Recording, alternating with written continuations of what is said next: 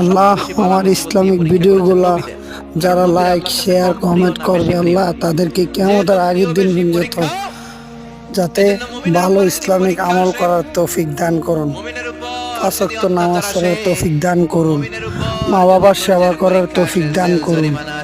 হে মালিক, যারা আমার ইসলামিক ভিডিওকে লাইক কমেন্ট শেয়ার করবে তাদের পালা মুসিবত থেকে দূর করুন, তাদের মহামারী থেকে দূর করুন।